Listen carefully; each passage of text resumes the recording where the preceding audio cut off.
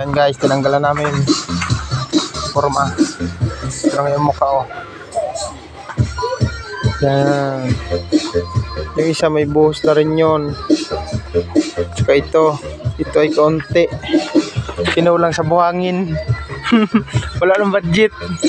Susunod yun ang abusan. Ito naman. Tsaka doon hanggang paikot na. Tingnan oh. Oh.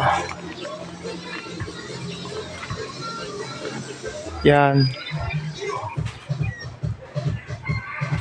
Ito abusan namin sa isa pag may kwarta na pala. Yan, pautay-utay. Ito pinadala sa akin ng mga kapatid ko ay 18. Nasa 18 yata yun. Ay, 16 plus 16. Oh, yan. Ang nabuhusan na poste ay